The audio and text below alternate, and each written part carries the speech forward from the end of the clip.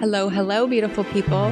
Milissa Bradshaw here, your host of the Embodied Marriage Podcast, and I'm here with my handsome husband.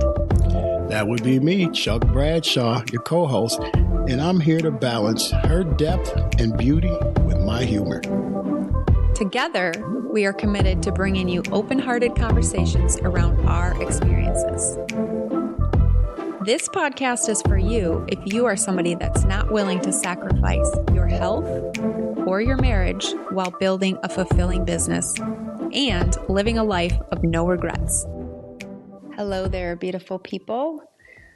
Milissa Bradshaw here with the Embodied Marriage Podcast, and we're just totally stepping into this. Chuck likes to say we're winging it, but anyhow, we've been working diligently at putting all of this together all day, and we were committed to bringing you our first episode. So we took a little break, fueled our body. Substance. Got ourselves some substance, and now we're just here to talk a little bit, bring our hearts to you. That's right. I'm Chuck Bradshaw, the co-host of Embodied Marriage Podcast, and I like to say we're winging it because we are winging it. And so what are we going to talk about today as we're winging it? Well, actually, I wanted to bring encouragement to our listeners today about what it's really taken as far as you resisting where we're at, or you've resisted a lot. I mean, we all resist, hello. But like what it is actually taken. And I thought I would share a little phrase that you used to say often. What's that? And that was, it shouldn't be this hard. Marriage shouldn't be this hard. And one thing that I do, one thing that I've done with my husband here, something that I do very intimately with my clients is we embrace the hard and we just make it easier, and we are committed to what's most important to us. And for us, and for you guys listening, I'm sure as well, it's your health, it's your body. It's not just like your inner body or your inner feeling of confidence and how you feel. You want to look good too. Like you want to align all of that with your an intimate, connected marriage while you're building your business without sacrificing all of the things. And so that's what matters most to me. And so I wanted to share a little bit more about what it's actually taken, or this whole concept of things being hard. You know, with that being said, she's absolutely right. That was my favorite tag phrase. It shouldn't be this hard. You know, I always thought, you take two people, they love each other, they know they love each other, and everything should just fall into place.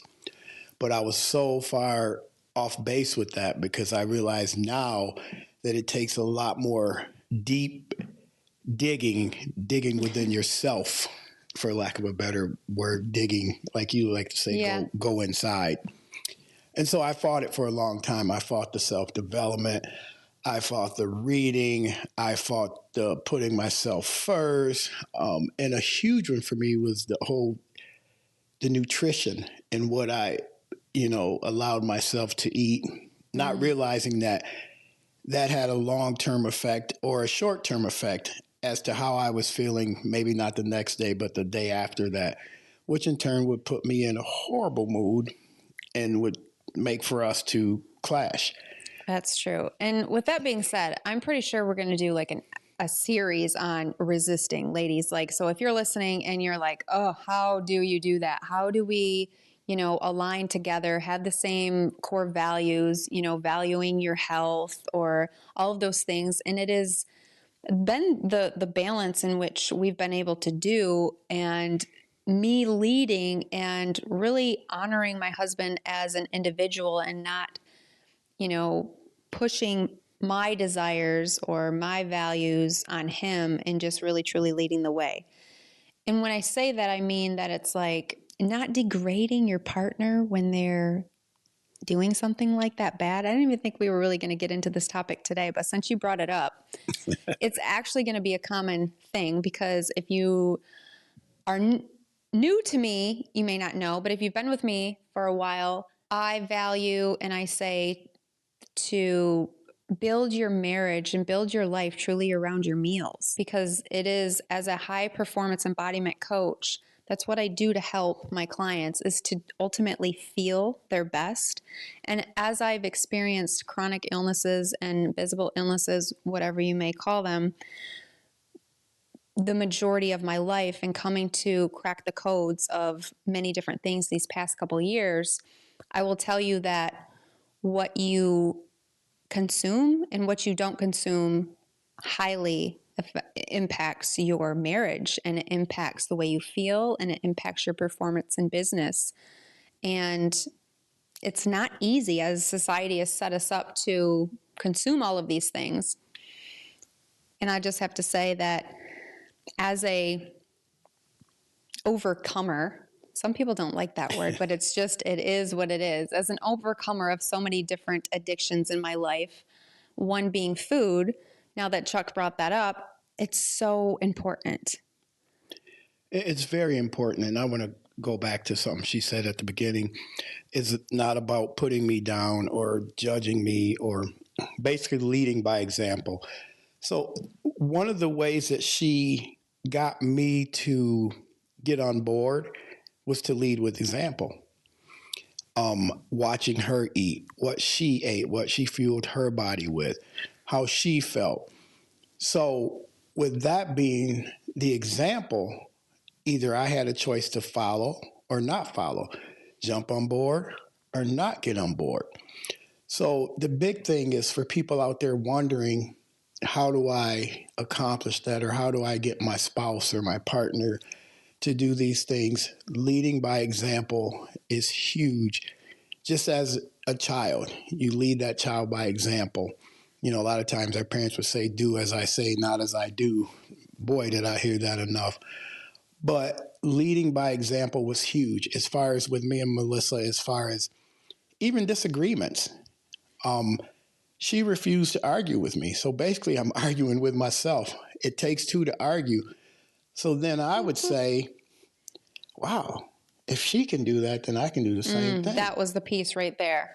So when you would witness me doing something, so like, again, just using food as an example, y'all, like this goes across the board to everything, right? Like when we trust ourselves, I oftentimes, will say that it's not the resentment that you have in your partner, it's the resentment that you have in yourself for not being true to yourself. Okay. So this goes, say it is with food. You're having a bowl of ice cream and then I'm like, okay, I will too. Well, who am I really mad at? I'm not mad at you. I'm mad at me.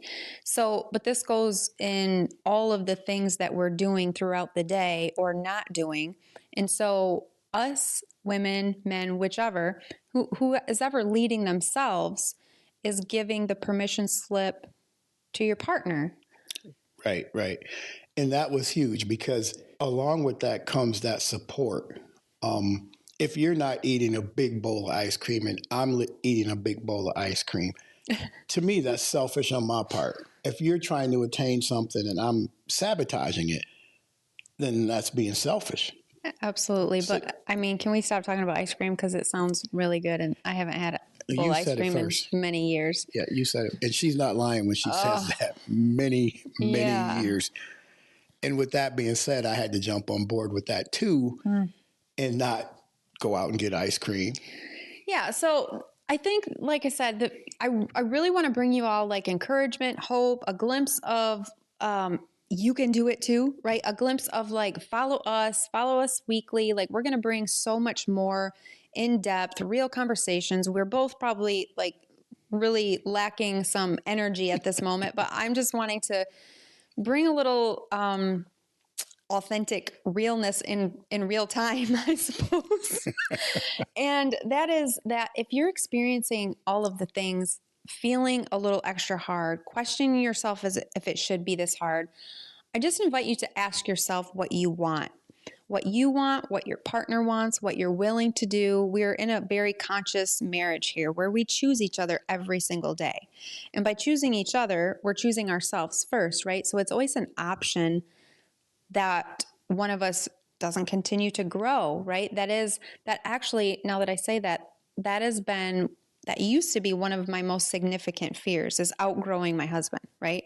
So I did have to embrace this rhythm, this harmony, this dance of, it did actually take a pace for me to not outgrow my husband. And that's what I mean about us aligning to what matters most to us, because certainly we can make X amount of money in our business, or, be committed to a certain way of building our business or whatnot. But when you are truly balancing all of the things, such as healing chronic illnesses, overcoming addictions, going deep in vulnerability and intimacy within each other, there's a lot of moving parts. And so what I had decided was, I wasn't willing to outgrow my husband. I was willing to give him the love, the compassion that it would take to be where we're here now.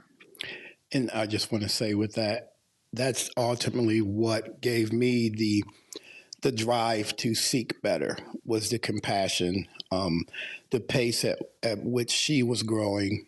And it allowed me to sit with myself and go deep within myself and analyze myself and say, okay, what is it that you want? Just to be sure I didn't want what she wanted because it's what she wanted. I wanted what I wanted because I knew it was the better thing for me. It was a better thing for our marriage. It was a better thing for the children. And it even bled over into my job. I mean, I tend to enjoy my job a lot more now because of my thought process. It was the perspective at which I looked at my job and at my marriage. And it can be done. Just stick with it. And that's why we're here. We're here to take you on a journey. We're here to give you all of our vulnerabilities, the things that we've went through. And it's an everyday choice. She chooses to put herself first. I put myself first. And it's not selfish, because I have to put myself first to be the best version of myself for her, for the children, and for my job. So I have to just say that he does sit with himself, y'all. Like, so many women come to me like, how do you do that? How do you do that? And we've already talked about it. And this is just like a glimpse into the conversations and the experiences and the tips and the know-hows, and inviting you in this process is, he does sit with himself. He does do the inner work that so many of us spiritual entrepreneurs do to be able to get to where we are now. And I really believe that it's inevitable that you will grow apart if you're not growing together every single day. And it's not an option or it wasn't an option, right, for you to not see yourself as I was going deep in the depths. And we said, we told you, like, I'm here to bring you the depths. He's here to bring you the humor. We're going to balance it out. We promise you. It's not always going to be so serious. We're not always going to be so tired. We're going to bring some fun into it. And so, yeah. Well, yeah, exactly. And again, you keep making good points that I'm pretty good at that. I want to tag off of. When you say sitting with yourself, I think the hardest thing for me to do was when you would talk to me about meditation. I thought it was stupid. It made no sense. But I tell you what, it's become a daily part of my ritual is meditating, shutting the world right off. And some mornings I looked forward to nothing more than having total silence. I'd advise people to try it, research it, start off slow. I just wanted to say so proud wife over here. And again, I'm inviting you all to join us. If you are listening in and you're like, well, how do you do that? How do you grow together? How do you not grow apart? How do you not sacrifice your health and your well-being while experiencing some of the different diagnoses and invisible illness, whatever it is that you may be experiencing, all while building a business and staying in it and having that staying power and being committed to what matters most to you, living a life of no regrets, right? There are a lot of moving parts to this, and I'm absolutely 100% committed to bringing you the truth, because I know now more than ever, people are facing a significant challenge within their households and lacking conscious parenting and showing the opposite of unconditional love, whatever that may be. Right. So thank you for joining us for our first episode ever. And we will be back for more. All right, everybody, take care and peace. Thank you so much for joining the Embodied Marriage Podcast. If you're finding any value from this, could you please go ahead and subscribe and leave us a review? It allows for our message to get out to more people just like you.